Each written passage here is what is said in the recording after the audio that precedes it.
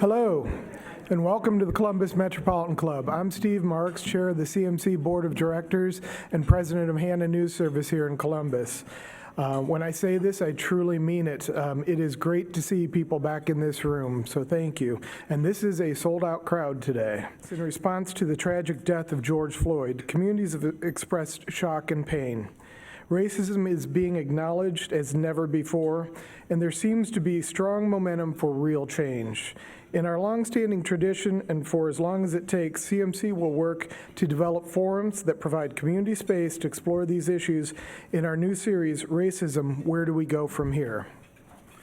You can learn more about CMC, register for events, join CMC, renew your membership, or make a donation anytime at columbusmetroclub.org.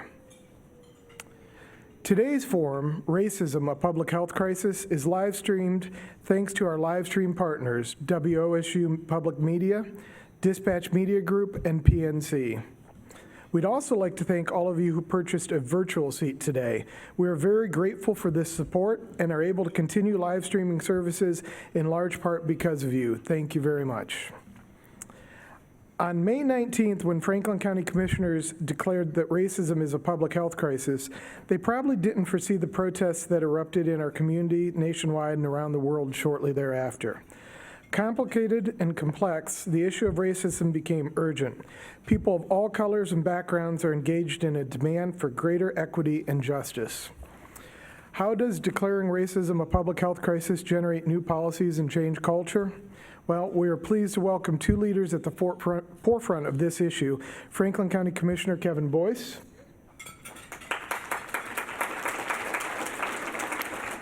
and Columbus City Council member Priscilla Tyson. Joe Ingles of the State House News Bureau will host the conversation. Joe, we look forward to the conversation. Well, thank you so much, first of all, for letting me host the CMC again. It's always a great time. This is an important conversation, and I know we need to keep some brevity here, so I'm just going to start out with the very first question. When we talk about racism as a public health crisis, what are we talking about? What does that mean? And you can go ahead, whichever one wants to tackle it first. Go ahead. Go first? Okay. First of all, let me say thank you so much for having me today, and it's so good to see so many wonderful and friendly faces. I feel like I haven't been in one of these in a long, long time. I will correct you on one thing. It would be inaccurate to say that I was the leader from the Franklin County Commission standpoint.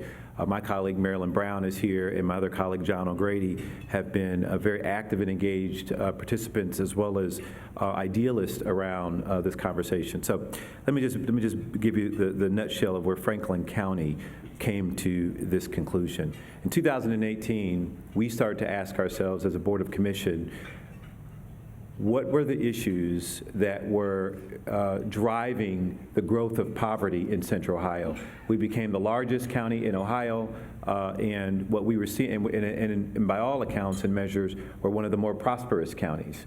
And we were seeing growth in nearly every category. Our unemployment rate was at an all-time low, and you can see there was a crane in the sky in nearly every part of town in Central Ohio. Yet we were also seeing poverty growing in a very significant way. And we did heat maps to really illustrate the patterns of growth of poverty. When we started to peel back the layers, and we spent the better part of a year meeting with, and this wasn't staff or just the consultants, the three commissioners, we were there for every meeting, rolling up our sleeves, going back and forth. But we started to peel back the layers. I'll make this short. What we saw embedded in nearly every category was of measuring quality of life, affordable housing, access to quality health care, access to good education, all of these social determinants of health. The underlying and consistent element that we saw was racism. And this is not just, the county commissioners, we kind of just looked at the data and we said, we had hired advisors to help us think through and really peel back these layers and evaluate and assess this. And so this is what the data told us. This is what the research illustrated. And so from there, after we finished our review of this poverty element, we saw two things. One, we have to address poverty in its broad spectrum and way. But two, it wouldn't make a difference in everything that we wanted to do around poverty reduction if we weren't willing to address race. And so that became the impetus to the declaration that at the core and the heart of our work in poverty, in inequalities, was this issue of race being unaddressed, being a very divisive issue, and being something that, as a county, we just hadn't taken on directly. And so the declaration, I'll say this and conclude, the declaration, while we were living in a pandemic in 2020, a global pandemic, we realized in 2018 that there was a pandemic before the pandemic. And if there's not a day goes by that I'm not reminded that I'm an African-American male in American society. Yet that plays out in nearly every statistical category that you can think of. If you name it, it plays out in that. And so that's what our effort was really about. That is why we felt, being the largest county in Ohio and one of the largest in the nation, that our declaration would send a signal and would also ignite a conversation that would be worthy of the work that we're doing and to help us move the needle in that category. Mm-hmm. Ms. Tyson, what about at the city level? So first of all, I want to thank the CMC for hosting this today. And I also want to recognize the work of the commissioners because, of course, Columbus is in Franklin County. So any of the data that they have certainly reflects what's going on in Columbus, Ohio. So as the chair of Health and Human Services for the city of Columbus, certainly when I look at those areas of who we fund in Health and Human Services, all the nonprofit, a lot of the nonprofit organizations, as well as the Community Shelter Board, as well as when you're thinking about health, we have, every April we celebrate Minority Health Month, and we look at all the statistics of what's going on with African Americans or Black people in the city of Columbus. And so based upon that, based upon just understanding, if we're going to make a change in regards to how we move people, because we're talking about people in poverty, we're talking about people who are generally going to those social service agencies. How do you move them forward? And when you realize, as Kevin has just stated, it really does become racism. Racism is the core of this. And so when you think about on June 1st, my council colleagues support the resolution declaring racism as a public health crisis. And I'm so thankful that they all supported this resolution. It is really important to have that declaration. And I have certainly heard from people, well, what does that mean? A declaration without action, what does that mean? Well, let me say what this means. The declaration means something. It means you are drawing a line in the sand, that you are declaring that racism is a public health issue. And I will share with you that everyone doesn't believe that, because before you can change something, you have to recognize there is a problem. And if you don't acknowledge that, nothing changes. And so, Kevin, but Commissioner Boyce and I had the. Just call me Your Honor. Your Honor, Your Honor, Your Honor, Your Majesty. So was it last week? So this issue was so important that I had said to Joe that I really have not been out because of COVID. I've stayed in my house because I certainly have health concerns, and so does my family. And so I have not been out. Last week, we were both at the State House to testify for Senator Craig and Senator Smith. To testify that, so the state wants to have a resolution declaring race as a public health crisis.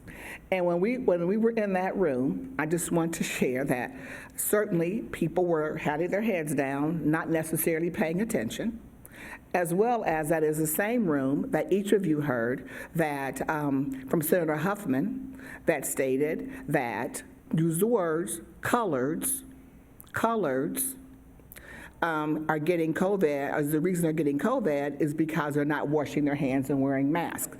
So why this is so important is that if you don't declare it, you will not do anything to change it. And because of us having this resolution, for me, it's about sharing how you live and how you die in our cities. How you live and how you die. And that is your quality of life. So the numbers are clear. We can give you lots of statistics about life expectancy. The life expectancy between blacks and the white community is different. I can give you statistics. We know the infant mortality. We know the numbers. And what is the area that is focused on is race. And that is why I'll mention this last point on this. So we got here also because there's federal, state, regional, and local electeds have also played a role in this inequality, but not doing certain things. And now we have the opportunity.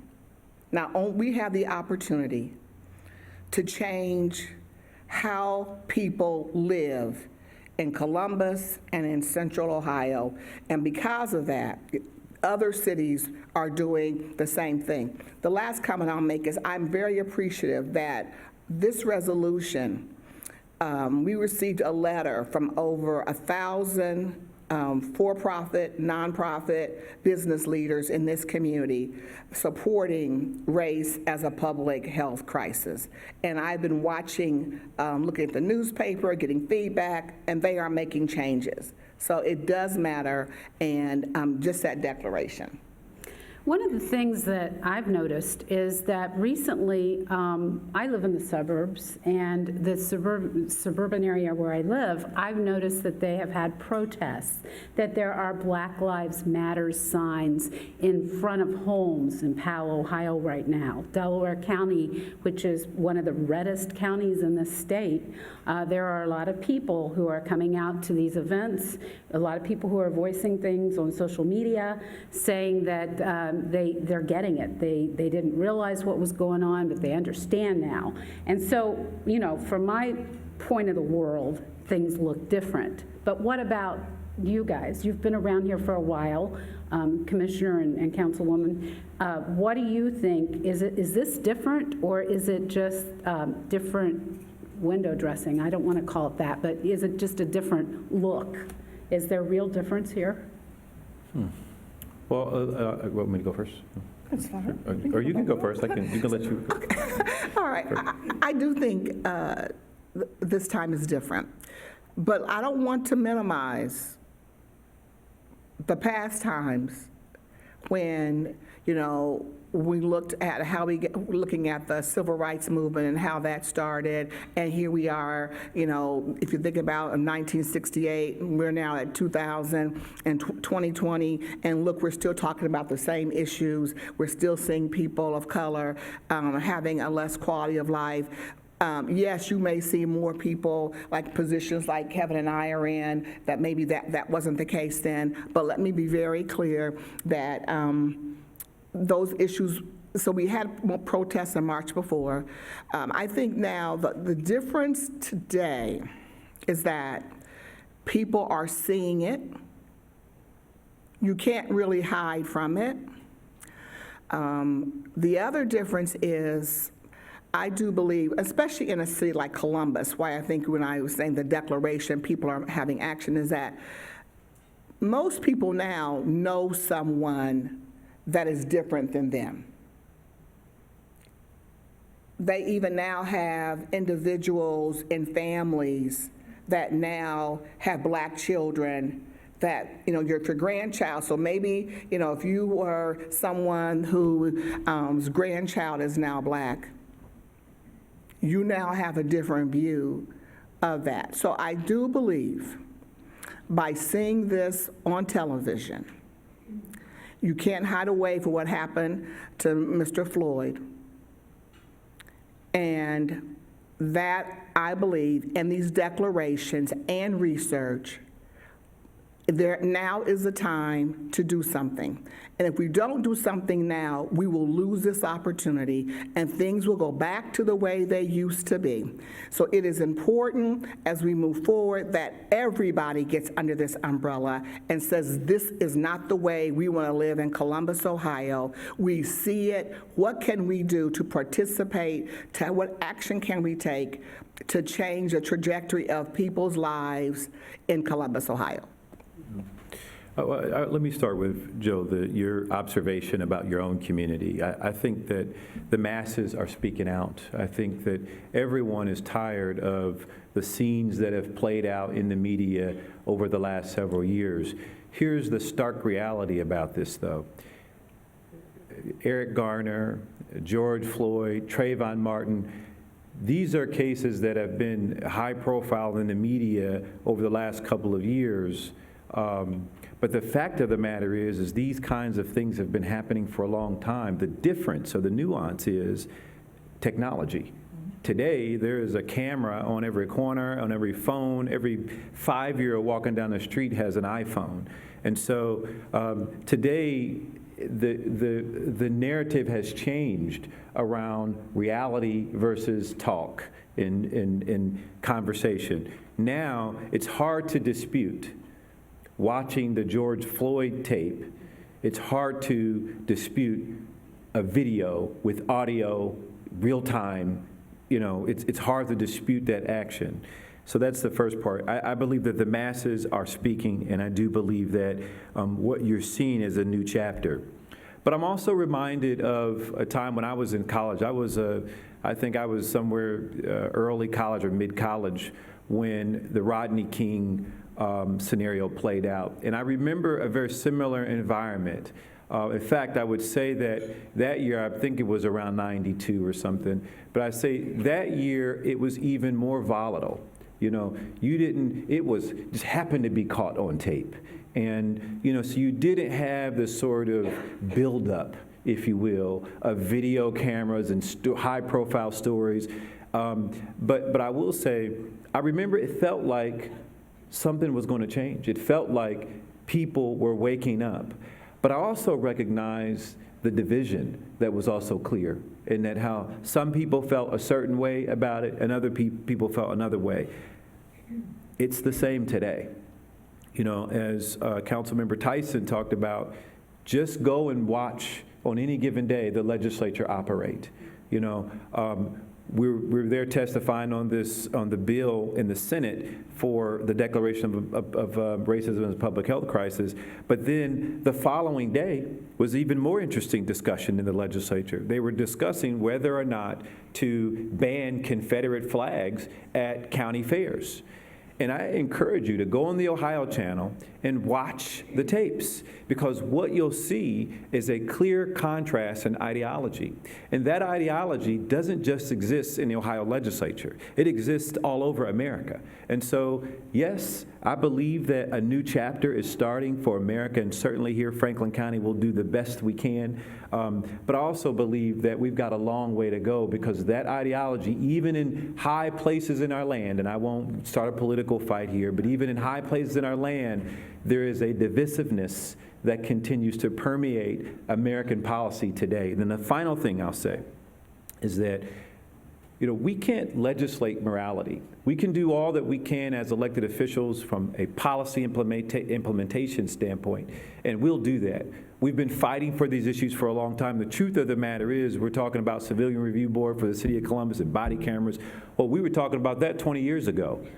We were talking about body cameras 10 years ago, you know, and here we are, you know, still fighting for these changes and these things, you know, but you can't legislate morality. At the end of the day, what's going to move the needle and change this conversation around racism is you. And you as individuals. It starts with you accepting certain responsibilities in your own home, in your own life, in your own circle of friends and whatnot. And then from there, we can begin to build something around a real conversation of eliminating racism altogether. And I really believe this, I'll end with this, that the group of us now that live in this generation, I believe a new chapter is starting in America. But will we see the end result of that? I believe that the end result of the true commitment and work and change that we do today, we'll probably realize 50 years from now or even longer. But that's all the more reason for us to invest in this work today, so that my grandchildren, which I don't have any yet, but my grandchildren are not dealing with the same battles and the same scars that we are dealing with and that we are fighting against. And so, the notion that our elected officials are the ones that are going to change this conversation and move in a policy, that a law that is created or a resolution is going to do that's one piece of the puzzle that makes up this entire mosaic of life. And that's really what the challenge now is. It's not what will Councilmember Tyson do or Commissioner Brown do or Commissioner Boyce. It's what you will do with us. Now, when you say that, though, are you talking about, it kind of feels like you're alluding to what will happen in November or what will happen politically. Is that where do you think that we're going to see some kind of effect in the November election because of what we're seeing right now? Are you directing that to me? Well, I'll let you follow up on it because we're kind of talking All right. about that. Well, yes. The answer is yes. That I think that this November, just like November 4 years ago, gave an indication of some concerns about this country. I think if you're a person who believes that the election of Barack Obama didn't sort of bring this question to rise up, because you've got, and then the subsequent election of Donald Trump, that has fueled even more divisiveness in this country that I think we're hoping it reconciles itself in favor of the masses in November. But that absolutely is the question. And I absolutely believe it is a line in the sand on this issue. And I know that sounds hardcore, but that's the environment we live in. We've been protesting for 2-3 weeks now, all across the country. All across the country. And that is something that suggests that the masses have arisen and are taking note, and I hope to goodness that it plays out in the right way in November. And I would agree. We have to vote. Something that you can do is make sure people are registered to vote and that they go out and vote. You also can make sure that you're having conversations with your friends and families and colleagues about racism and inequality. You have a responsibility to do this. Speak up privately and publicly about racial inequities. And use privilege. Use your privilege to be able to make change occur. People, in our community, we have people whose voices aren't heard, not the way that they should be heard. Their issues may not be being addressed as they should be addressed. And so we as a collective body have to address those issues. Yes, each of us plays a role. You can't say it's just the electeds. We certainly can't say it's just the business leaders. And everybody has a role to play if we're going to turn this around. And think about, racism has been an issue for over 400 years. You have to, and so part of moving forward is really understanding how we got here. How we got here. And if you think about chattel slavery, Black people didn't come here on their own. And Black people didn't come here as being viewed as equal. They came here to work. They came as slaves. Look at the history moving to the civil rights movement, and look at today. And we're still dealing with these inequalities. So you have to know the history of how we got here and how do we move forward. And each of us has a significant role to play in it. Thank you. You know, that leads to another one of my questions, which is the history and the dialogue. It seems like this is an opportunity to talk to, within your family, within your friend group, about the history and talk about, you know, how does this affect everyone? Do you see it as that? And if so, what advice or how would you form that discussion so that it's a productive discussion and you actually learn something from it? Well, how you form that discussion, I think that is, and I have lots of, there's videos, documentaries, there's books to understand how we got here. I remember when we had the speaker from The Color of Law was here at the Columbus Metropolitan Club. And so when you look at how our laws for things like, let's look at redlining, you know, do you think that black people just decided to just all live in the same community? That it was just their choice? No, that was just not their choice. It happened because there were laws that did not allow black people and white people to live in the same communities. When those laws began to change, and black people were able to move in other communities, then the Caucasians, white people moved out of the communities. And then they lowered they lowered the values of the property. And so, but also there were times where black people couldn't buy a house. And you know what? The way you build wealth, the way people really build wealth, is home ownership is a significant way that people build wealth. And if you could not buy a house, then you didn't have the same opportunities to build wealth. And then we can talk about lending policies. I mean, there's a lot of things that have certainly not helped black Americans move forward. The education system. The education has always been the way to move forward. We all know that.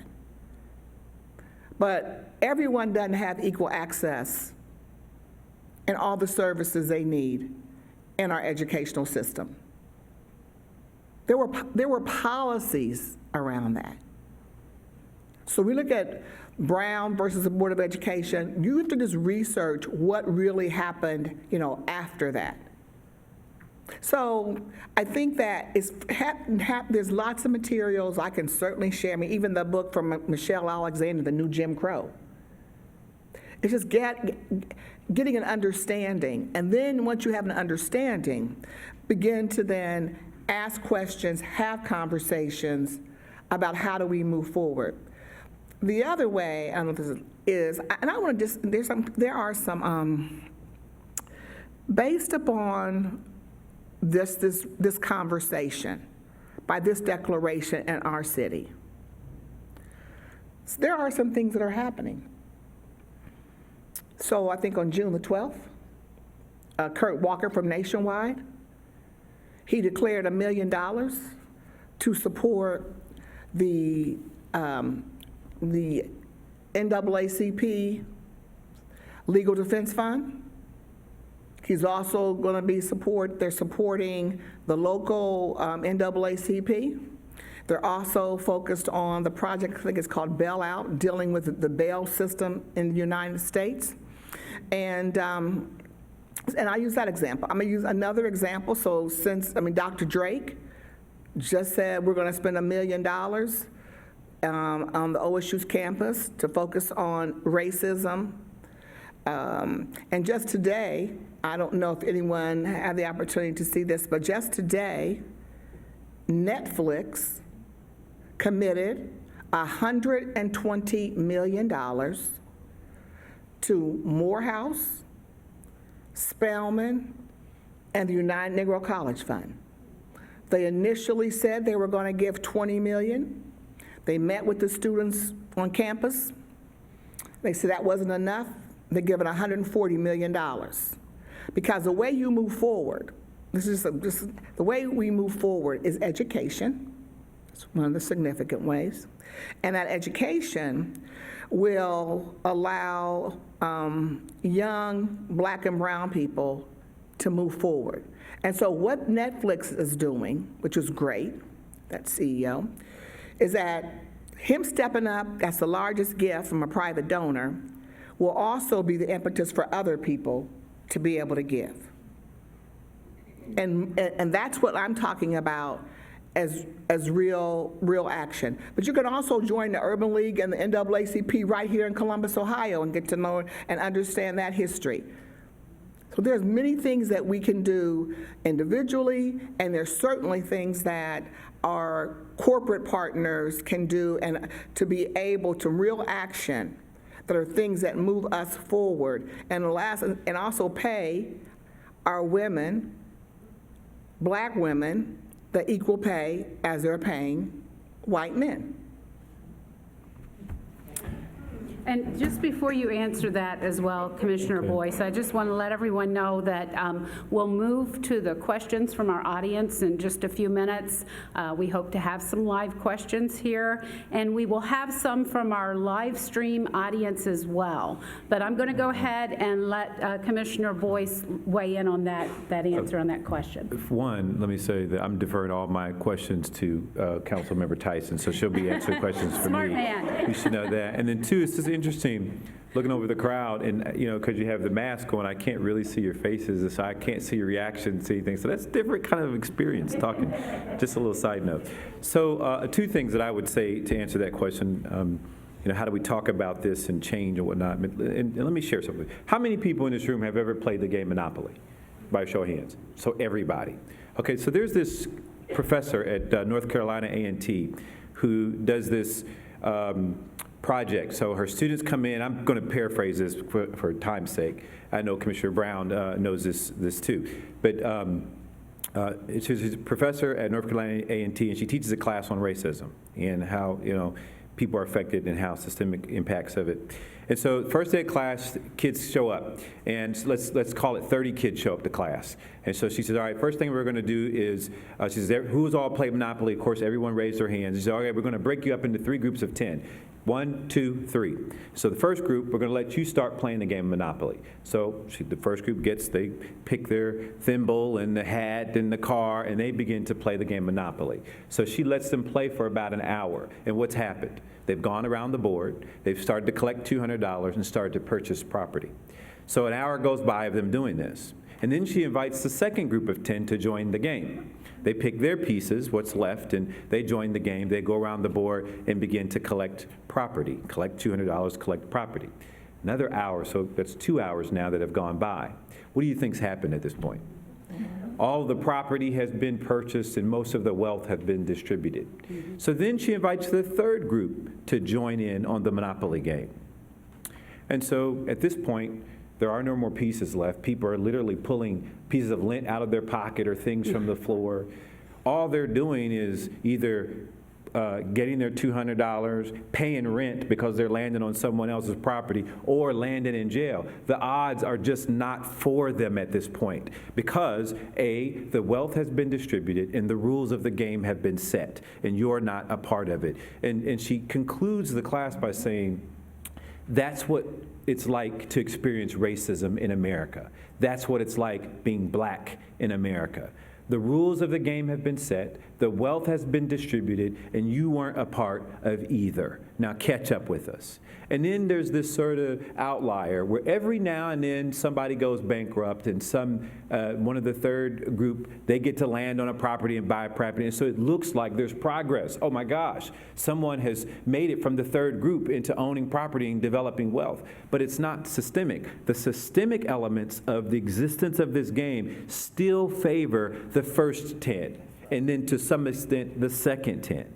And so I just maybe that to me is the best description of the conversation around what it's like to experience racism in America. And then the final thing I'll say is, and it goes back to, and I want to begin to take questions. In fact, forget it. We'll just take questions and I'll just answer. Go ahead and finish your thought. Okay. So my final point is this, that the conversation around the public health crisis, because I don't want you to confuse the idea of the declaration and the meaningful power of that with the things that these real health issues. And so when you look at nearly every category of measurement of quality of life and health, you will find African Americans at the very bottom. Hypertension, diabetes, obesity, other chronic illnesses. I could go down the list, and it is consistent across the board. Embedded in that goes to what Councilmember Tyson was saying. It's where you live, access to public transportation, access to grocery stores, access to employment. All of those things become factors in maintaining the current status that you are, which is already on the bottom rung of that category.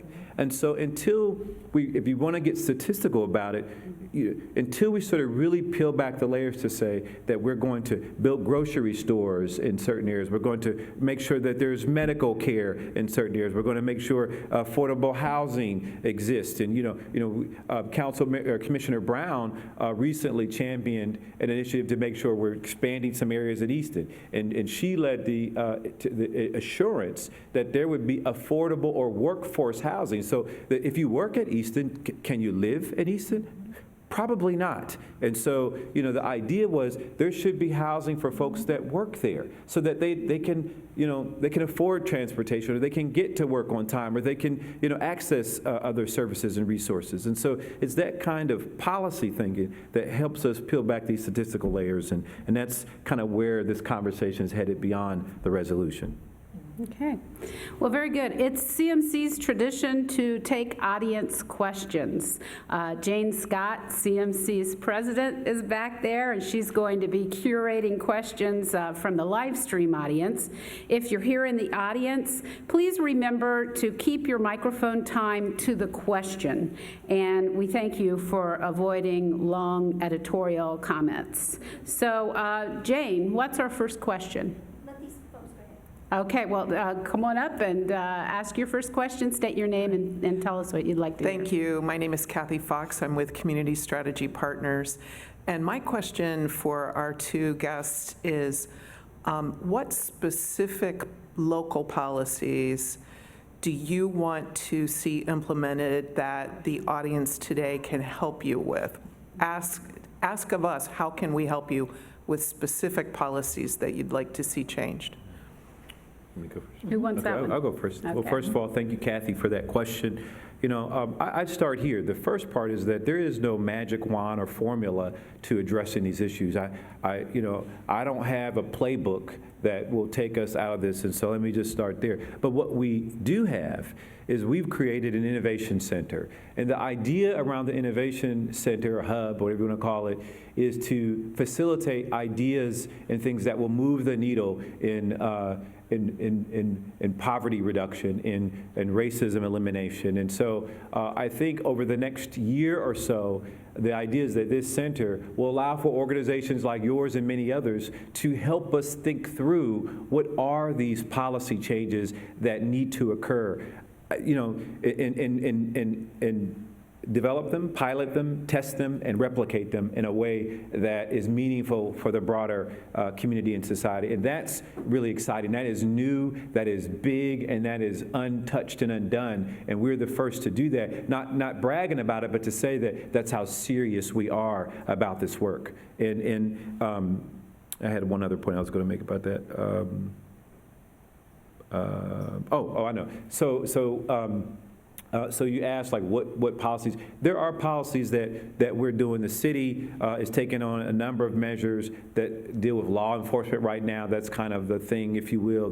The spotlight is on law enforcement and things that will protect us. But Commissioner Brown and I and Commissioner O'Grady, we've been talking about things that are more systemic and unseen. Zoning changes. You know, I won't go into the details, but we had a zoning recently where it was a certain type of business in a certain kind of area, and we really dug in on this issue to ensure that that particular establishment that was going there, or was it a certain type of establishment that was going there? I won't get into details, but it's that kind of action, policy-wise, that makes the difference. And so that when you go to certain neighborhoods and all you see is drug corner stores with the liquor stores and, you know, check cashing places and all of these, you know, things that tend to prey on our most vulnerable, looking at policies that prevent that, limit that, or even mitigate what exists.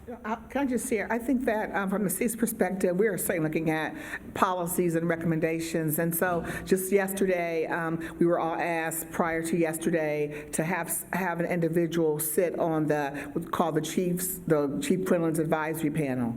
So for the next 3 years to be able to advise the chief on policies that affect our community. And certainly we're looking at the disparities between how black people and black and brown people are treated in the community. What kind of policies can we make so that everyone feels safe? You know, in certain communities, some people feel safe. In certain communities, it's not like the police are protecting them, us. And so I think that's enough. That's one. We from public health, we now have the Center for Public Health Innovation that's focused on racial inequities, from the mayor and Dr. Mashika Roberts. From City Council, and I see one of our commissioners is Jennifer Peterson. We will be releasing the report next month on the Commission on Black Girls, and so even though we're certainly talking about this issue, but we have just drilled down to what's going on with the black women, and so how do we support black girls early. We've also looking at different policies around minority and small business and making sure that we're asking all these questions about how does that affect black and brown people? Are they getting contracts? How do we, so everything now we're looking at, we not that we haven't, but now more intently from a racial lens to make sure that everyone has a stronger opportunity to move forward in our community. The disparity study was key. It's basically said women and minorities are not getting business in the city of Columbus. So that means we got to do something differently in the city of Columbus. Okay, next question, please. Good afternoon. My name is Doreen Whitley Rogers.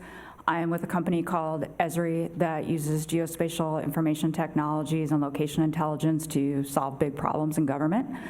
My question aligns with this conversation around policy, understanding that the programs and things that you've mentioned are in an effort to sort of level the playing field, as Commissioner Boyce alluded to with the monopoly analogy.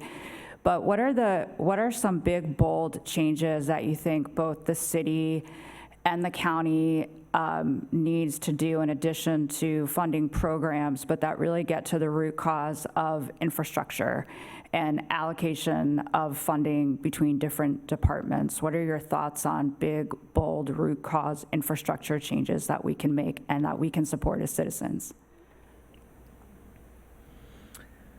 Well, a couple of things. I would first say, first of all, share your ideas. And because we work for you, so we want to hear your ideas, because we don't have all the answers. But we also, I think, we are having we're doing a lot of work now around safety. And we had a community safety commission that worked for about 18 months that certainly stated ways that we can change recruitment, training, looking at how we look at the interaction between police and community, how do we look at the policies differently. So that's one major change that I think you will see from the city of Columbus. You also even having a civilian review board that will happen by the end of the year. That is a bold step for the city of Columbus. And so, but what is happening now is that based upon lots of studies, now it's time to take policy actions on these issues, and we certainly will be looking at other issues, like I just mentioned, the Center for Public Health Innovation. What do we need to do differently in policy around healthcare? Thank you for the question. Is it Dorian? Was it? Yeah, Dorian. So one, we work with your organization because, what I think it's the same organization that works with GIS systems from across the country. So I work with the Gates Foundation on an economic mobility project with NACO. And you all have been very much a part of helping us take data that we already collect through our GIS system and use it to plan, to strategize, and to develop tactical approaches to addressing whatever issues that are on the table. So your work is critical, and we're very engaged. I've got a meeting, I think, coming up with you all and our county data people with the auditor's office. So looking forward to that. Here's where I think, again, we're kind of got this moment in time, we got to say something really interesting so that you'll like it. That's what, that's how it works, right? But I'm going to deviate from that. Where I think we should start, and this is what we've learned as a county in terms of how we're getting at racism, I think that we should implement the racism. How's the class called? The racial equity class that we all took as commissioners. We had our entire BOC participate and take a racial equity class over the course of 2 days. And I think that curriculum should be implemented in our school system. And I think that we should begin to sort of talk about history in not in the way we wanted history to look for America, but in the actual way that it played out. And so these conversations about removing the Christopher Columbus statue and things of that nature, those are real and legitimate conversations that it's time to have and begin to tell the story about Christopher Columbus and about the facts are there in the history book. We've just chosen to tell it in a certain way that isn't an accurate depiction of the role that Christopher Columbus played in America. If you don't believe me, you just research and figure it out. And so from my standpoint, until we can get at the truth, and sometimes the truth can be painful, until we can get at that, I think to me, that's where I want to start with the policy changes. And I want to go back to one thing that Council Member Tyson was talking about, and that's the contributions of some of the corporate citizens and corporate agencies. I'm grateful for those things, and I'm glad she brought up the Netflix contribution, because what I struggle with, and I struggle with this as a commissioner, quite frankly, as well as I struggle in watching this play out. We got to get past these gratuitous designations of, everyone wants to do $1 million because it sounds like something that's going to get a headline and get response. Well, $1 million isn't a lot in the big scheme of things that we're talking about in terms of change. If you're going to really move the needle, if you're going to really illustrate a commitment and demonstration to progress, then you're going to commit $100 million like Netflix did. And you're going to say, you know what, we are in it for the long haul. We are going to dig deep, and we're going to feel it a little bit. And you go with these institutions of higher learning, which are critical in this conversation. And who's here from OSU? Anybody here from OSU? All right, I'm going to talk about you real bad for a second here. OSU, which I'm a Buckeye fan through and through. I'm born and raised right here in Columbus. But the standards to get into OSU today have become an exclusive institution. We're working so hard to compete with Michigan and other schools that we won't compete with in the big scheme of things, and that we've changed the dynamic of who can go to Ohio State. And that there is a racial element to that. And that's why this conversation around racial equities, it's got to play out, and it's going to be a little painful, and it's going to be a little sore. She's walking up to the microphone now. I'm in trouble. Here she comes. But my point is, these are the tough conversations we've got to have right here in Central Ohio, or we're not, to Council Member Tyson's point, if we don't get at the education and peel back those layers and really get at these policy changes that you're asking about, then this work and this moment we will have lost on bad time. And I know we're trying to move this, but the policy around, around who in our community, if you look at who is in the homeless shelter, who's being evicted, who's making the 60 cents on the dollar, who's having their babies die 2.5 times more. Look, those are Black women. Black women in this community. And we cannot be afraid to be able to speak truth to power in terms of how we make change is about saying, here's what's going on. We're not going to say, try to hide and call it what it's not. That is it. And that's why when I'm saying the Commission on Black Girls, because if you're going to change the trajectory of Black women in this community, besides the work that we're doing with nonprofits now, you have got to focus on our girls. And so making sure that they have everything that they need to be able to move forward so they're not going to be in the same, we're not sitting, well, I won't be sitting here probably 20 years from now, but for those who are sitting here 20 years from now, I would not want us to be in the same situation we are in today. That would be absolutely unacceptable, and that means there are going to have to be policy changes to be able to help our girls. Our girls are being suspended 5 to 6 times more than anyone else. So I can go on and on and on about what's happening to them as to why women and most of our kids live with single family houses by their mothers. So there is some work to be done. There's some policies that have to be changed, and we all have to, once we come to you and say, here's what we want to do. We need your support to chime in and help us to help our community to move forward on those areas that we know are critically important, people that are critically important, that we have not addressed their issues. And real quickly to Jane with a question from the live stream. I have a lot of questions, so I'm going to ask questions. We're not going to get through them all, but I'm going to ask questions that have not been covered yet. So this is from Tina Alexander, Ohio State University. It's been difficult for me to talk with my white colleagues about equity versus equality. Could one of the panelists talk about the differences and how can I communicate that with people who are not of color? Yes. I can speak to it, and I'm sure Kevin can too, because I'm on a committee called Race, Equity, and Leadership at the National League of Cities, and I've chaired that committee. So equality is that everybody's getting the exact same, So if, let me see this. So let's just say this is a fence line.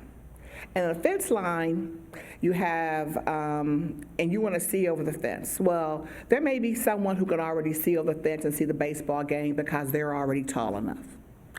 And if you put everybody, no matter, so someone is tall, someone's a little shorter, and someone's a little shorter. So for everybody to be able to see the game, if we said, okay, everyone just stand up and see it. Well, everybody can't, if everybody's supposed to see it based upon their height, they could not see over the fence line. So they can't see the game. So equity is, what do we need to do to make sure everybody can see the game? So the person that's next to the person that's tallest will maybe stand on, maybe just one step to be able to see over. The next person, so they need a little help so that they can have that equity. The next person may need to have 3 steps to be able to see. That's what we're talking about. So so the word equality, that means everybody's having the same.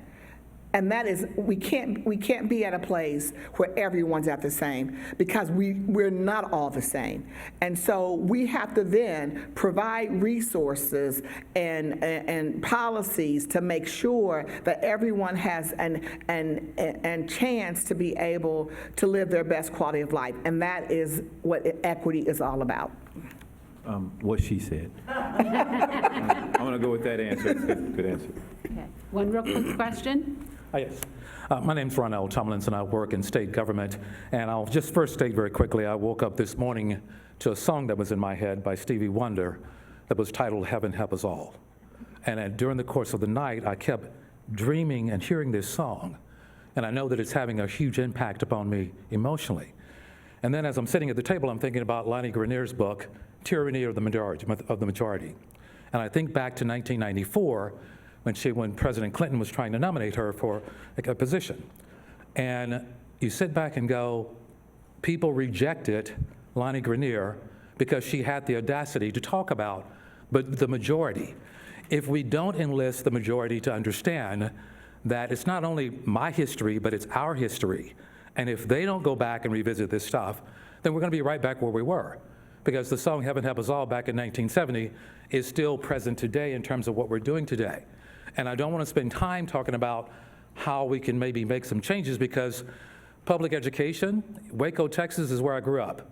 We didn't integrate until 1972 because I was a child in 1972 and I got bused to schools. I just looked up the history of Columbus, Brown versus Board again in 1954. But public school education was not integrated until 1979. So the deal is that, folks, you can pass laws and so forth, but if we as the majority of individuals do not come together, and how do we come together to move this pendulum and never ever once again say we become complacent with the way things are?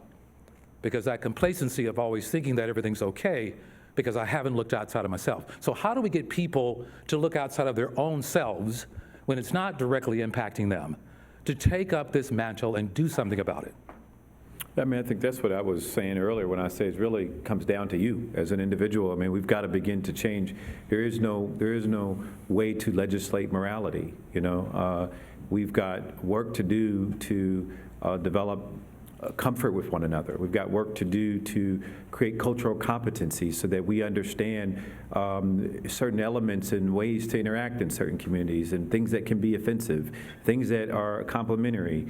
And so there is no simple answer to that question, you know, and I would also say we've got a long ways to go. That being said, I maybe throw that question back to you as individuals and say, at what point do you say, I'm going to move the needle in this conversation about racism? It's going to start in my household, it's going to start in my community, it's going to start in my city or state, and I'm going to be a part of it. And it means stepping out of the comfort zone, being able to absorb criticism and learn as you go.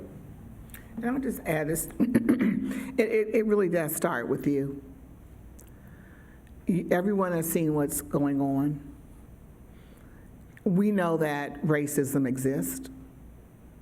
It's existed for a very, very long time. We know it.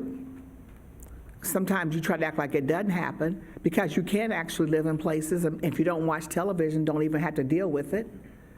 But it exists. And I know it's very difficult for some people to relate to it because it's not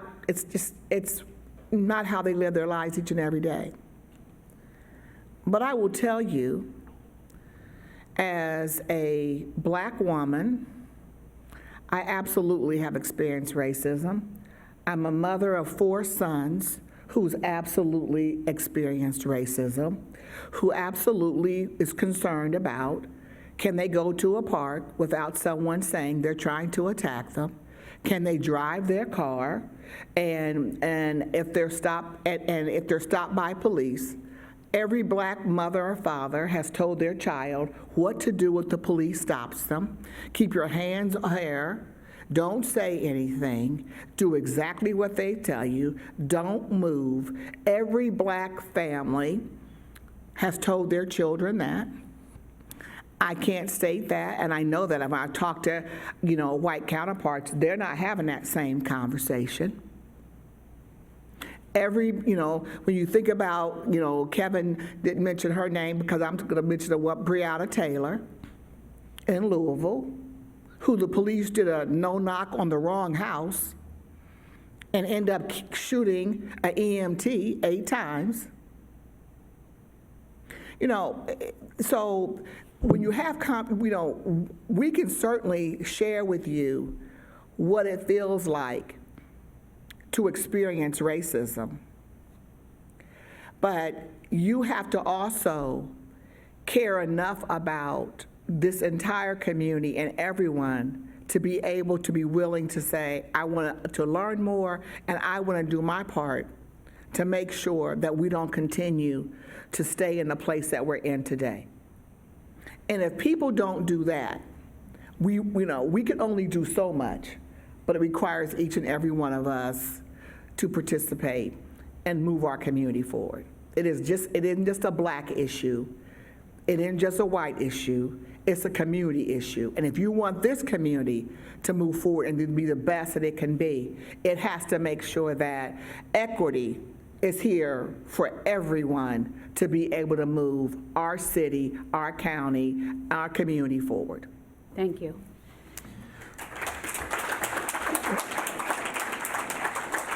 I hope you were able to pull out of today's forum as much as I did. It's clear that all of us in this room have a certain amount of privilege we should be using to work and address this issue.